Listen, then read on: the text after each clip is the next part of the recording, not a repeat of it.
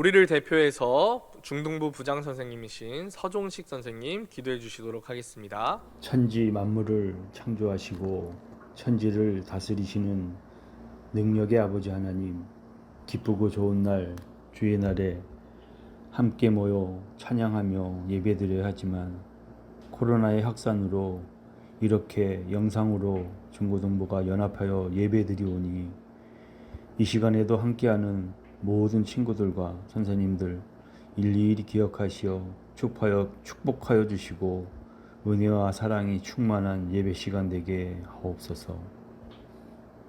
모든 것을 아시는 하나님, 저희들 한 주간의 생활 가운데서도 말과 행동으로 SNS와 마음으로라도 지은 모든 죄 회개하오니 용서하여 주옵소서. 죽은 자도 살리시는 아버지 하나님, 저희들은 부족하여 하나님 보시기에 보잘것없는 이 작은 질병 하나에 고통당하며 두려워하고 있으나 우리 믿는 자들에게는 주님의 지혜로 이 질병을 잘 이겨낼 수 있도록 지켜 주옵소서. 주님, 이 어려운 시기에도 각자의 비전과 꿈을 가지고 공부하는 학생들에게 희망을 잃지 않게 하옵시고 지혜를 주시어 이루고자 하는 모든 꿈 이룰 수 있도록 도와주시옵소서. 믿는 우리 모두가 주님의 사랑과 능력을 잃지 않고 살아가게 하옵시고 가족과 친구와 다른 사람에게 사랑을 베푸는 자들로 성장하게 하옵소서. 주님, 오늘도 묵묵히 주님이 주신 사명을 감당하기 위하여 학생들을 위하여 사랑으로 기도하는 선생님들 기억하여 주시고 선생님들의 모든 삶에 관여하여 주시고 모든 일들이 형통케 하여 주옵소서. 오늘도 하나님 말씀을 전하시는 강도사님에게 성령 충만함으로 능력의 말씀 전하게 하시고 이 강도사님에게 앞으로의 모든 사역 가운데 함께 하여 주시길 간절히 기도드립니다.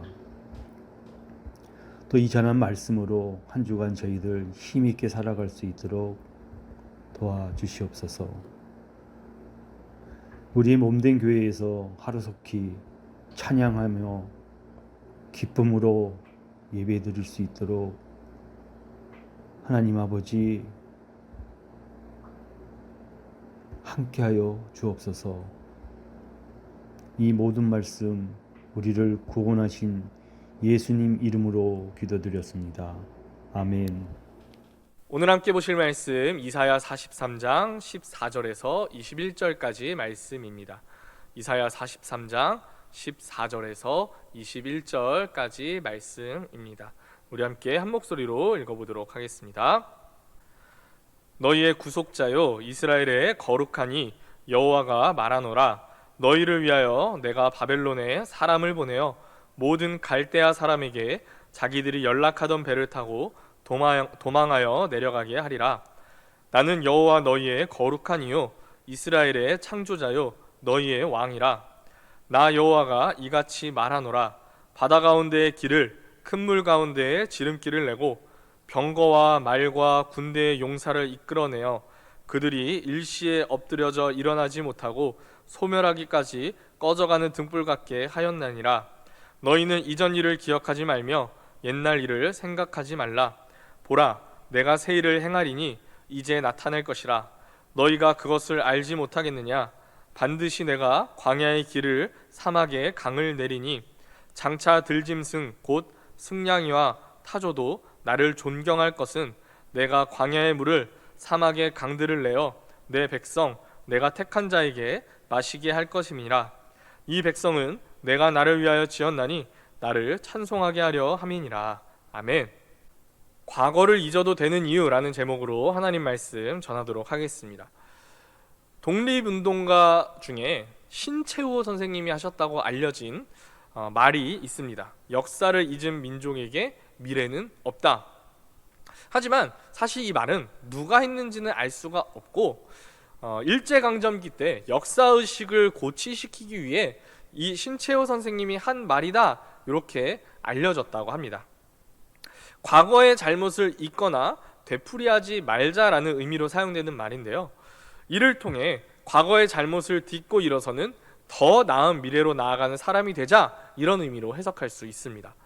하지만 반대로 지나치게 과거에 얽매여서 앞으로 나아가지 못하는 사람들도 있습니다. 자신이 범한 잘못이나 실수에서 벗어나지 못하고 더 이상 발전하지 못하는 사람들이 있습니다. 이처럼 과거는 잊어서도 안 되지만 지나치게 얽매여서도 안 되는 대하기 어려운 존재이기도 합니다. 오늘 말씀에서도 이사야 선지자가 이스라엘을 향해 과거에 대한 이야기를 하며 예언을 선포합니다. 이스라엘에게 이사야 선지자가 선포하는 이 말씀을 통해 하나님 앞에 우리가 어떻게 살아가야 하는지 우리 성도의 참된 모습을 한번 함께 살펴보기를 원합니다. 이사야 선지자는 오늘 본문에서 하나님에 대해 굉장히 여러 가지 많은 수식어를 사용합니다. 너희의 구속자, 이스라엘의 창조자, 너희의 왕, 이렇게 이스라엘을 위해 일하시는 하나님을 적극적으로 표현합니다. 먼저 구속자는 이스라엘에게 있어서 가장 필요한 존재입니다. 바벨론이라는 강대국의 나라가 멸망하고 수많은 사람들이 포로가 되어 살아가고 있는 현실입니다. 스스로를 하나님의 백성으로 자신들이 살아가는 나라를 하나님 나라라고 믿고 살아가던 이들에게 나라를 잃은 현실은 단순히 살 곳을 잃은 정도의 상실감이 아니었습니다. 이러한 이스라엘에게 하나님께서는 먼저 구속자이심을 선포하며 이스라엘에게 앞으로 나타날 일을 말씀하십니다. 구속자는 구원자입니다. 이스라엘을 지금의 지회 생활, 포로 생활, 절망의 생활에서 구원해 줄 존재입니다.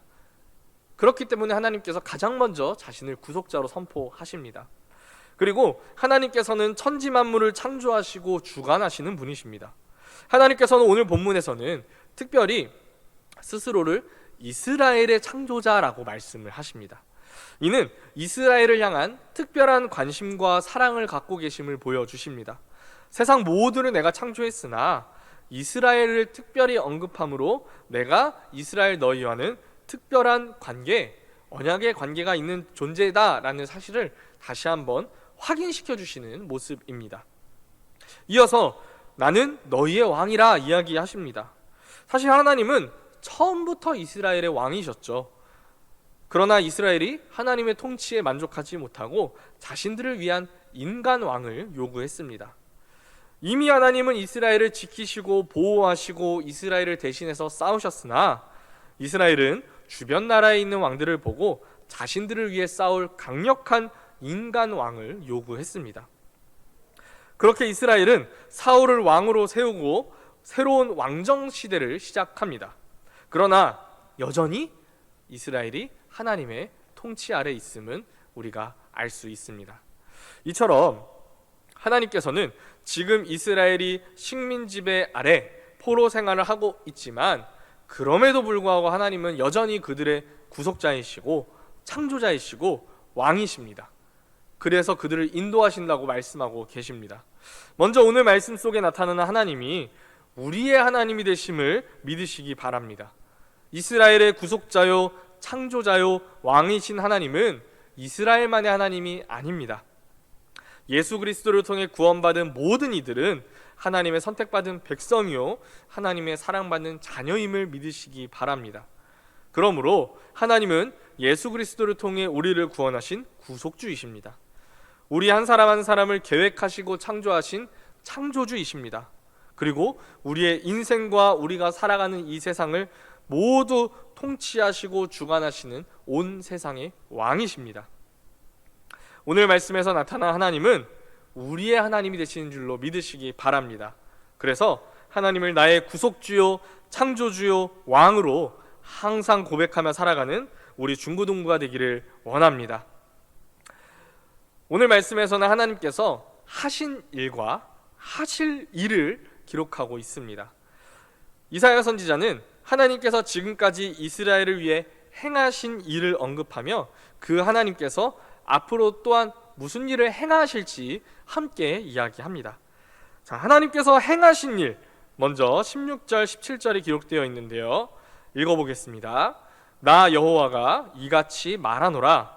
바다 가운데 길을, 큰 물 가운데 지름길을 내고 병거와 말과 군대의 용사를 이끌어내어 그들을 일시에 엎드러져 일어나지 못하고 소멸하기를 꺼져가는 등불 같게 하였느니라. 아멘. 하나님께서 이스라엘을 위해 행하신 일을 두 가지로 정리할 수 있습니다. 하나는 큰 물과 바다 가운데 길을 내신 일, 그리고 또 하나는 군사들을 한순간에 물리치신 일입니다. 여기서 바다를 가르신 일과 병사를 물리치신 일이 하나의 사건이고, 큰 물 가운데 지름길을 내신 일이 또 다른 하나의 사건입니다. 자, 여러분, 떠오르는 사건이 있으시죠? 첫 번째 사건은 출애굽한 이스라엘이 홍해바다를 건널 때 일어난 사건이고요. 두 번째 사건은 이스라엘이 가나안에 들어가면서 홍수로 범람한 요단강을 건널 때 일어난 사건입니다. 하나님께서는 자신을 이스라엘의 창조주라 말씀하시며 이스라엘과 특별한 관계를 언급하신 만큼 이스라엘에게 있어 중요한 기점이 되었던 두 가지 사건을 말씀하시며 그들과의 특별함을 되새기십니다. 선택받은 민족으로서 그들에게 행하신 커다란 계획 역시 출애굽이었습니다. 그리고 그 출애굽 과정에서 많은 기적을 보여주셨지만 그 절정은 역시 홍해를 건넌 사건입니다. 앞으로는 바다가 막혀 있고 뒤로는 수많은 군사가 쫓아오는 상황에서 이스라엘은 절망에 빠졌지만 하나님께서는 놀라우신 능력으로 이스라엘을 구원하셨습니다. 밤새 바람이 불어와 바다 가운데로 길을 내셨고 이스라엘 모두가 바다가 아닌 바다의 바닥으로 걸어서 건너가게 하셨습니다. 뿐만 아니라 뒤쫓아오던 강력한 군대가 이스라엘을 따라 바닷길로 들어섰을 때 그 바닷길을 다시 덮으셔서 모든 군대를 한순간에 몰살시키셨습니다. 이어지는 사건은 출애굽하신 하나님께서 이스라엘에게 결론적으로 말씀하신 약속의 땅 가나안으로 들어가는 장면입니다. 가나안을 코앞에 두게 되었으나 홍수 시기가 되어 요단강은 범람하였고 사람이 건널 수 없는 높이와 물살을 가지게 되었습니다. 그러나 하나님은 이처럼 강한 물살의 요단강을 위에서부터 멈추게 하셔서 이스라엘이 홍해를 건널 때와 마찬가지로 강물을 바닥으로 길로 건널 수 있게 하셨습니다. 하나님께서는 약속의 백성 이스라엘에게 약속을 이행하실 때 그 시작에서 나타내셨던 일, 그리고 그 약속을 성취하실 때 나타내셨던 일을 다시 언급하시며 이스라엘을 위해 하나님께서 행하셨던 그 일을 다시 기억하게 하십니다. 이어지는 말씀에서 하나님께서는 앞으로 하실 일을 선포하십니다. 그리고 그 전에 14절 말씀에서 당장 현실적으로 나타낼 일부터 보여주십니다. 바벨론은 바사나라 고레스 왕, 지금으로 우리가 알고 있는 이름으로 말하면 페르시아의 왕 고레스에게 멸망합니다. 14절에서 하나님께서 보내실 사람이 있다고 이야기하는데 이 사람이 바로 바사왕 고레스입니다. 하나님께서는 고레스를 보내셔서 바벨론을 멸망시키실 때 바벨론의 귀족들이 자기들이 늘 타고 다니던 그 배를 타고 도망가게 할 것이라고 이야기를 하십니다. 그리고 하나님은 이스라엘에게 행하실 일을 19절과 20절에서 말씀하십니다. 함께 읽어보도록 하겠습니다. 보라, 내가 새 일을 행하리니 이제 나타낼 것이라. 너희가 그것을 알지 못하겠느냐? 반드시 내가 광야의 길을 사막의 강을 내리니 장차 들짐승 곧 승냥이와 타조도 나를 존경할 것은 내가 광야의 물을 사막의 강들을 내어 내 백성 내가 택한 자에게 마시게 할 것임이라. 아멘. 하나님께서 이전에 하신 일들과 비교해서 새롭게 행할 일들에 대해 선포하십니다. 자, 이전에 행하신 일 무엇이었죠? 바다를 가르시고 강을 멈추게 하셨습니다. 이미 있던 것의 변화를 나타내서 살 길을 만들어 주셨죠. 그러나 새롭게 하실 일은 이것보다 한 번 더 나아갑니다. 위기 극복이 아니라 생명을 주시는 일을 하십니다. 하나님께서는 광야에 길을 내시고 사막에 강을 내시겠다고 합니다. 광야는 생명이 살지 않거나 소수의 환경적으로 적응할 수 있는 생명만 살 수 있습니다. 사막도 마찬가지입니다. 물이 거의 없어서 사람이 살기에는 결코 좋은 땅이 아닙니다. 하나님께서 이 광야에 길을 내시며 사막에 강을 내시겠다는 말은 생명이 없는 곳에 생명이 넘치게 하시겠다는 의미입니다. 이스라엘이 가나안으로 갈 때 홍해를 가르시고 요단강을 멈추게 하셔서 그들의 길을 인도하셨듯이 이스라엘이 이제 바벨론이 망하고 그곳을 떠나 다시 돌아올 때 그들이 광야와 사막을 안전하게 완전히 지나오도록 하나님께서 지키실 것을 약속하십니다. 하나님께서는 이처럼 앞으로 행하실 일을 말씀하실 때 이런 이야기를 하십니다. 이전 일은 기억하지 말라. 여러분, 이 말이 하나님의 은혜를 잊으라는 말일까요? 지금까지 내가 너희에게 했던 일은 다 잊어버려도 좋다, 이런 의미일까요?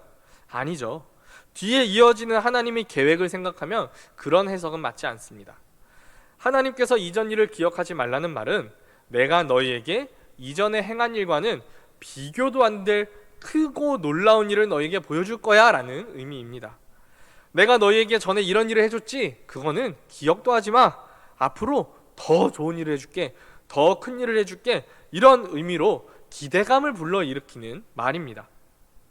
들짐승도 하나님을 존경한다고 이야기를 하죠.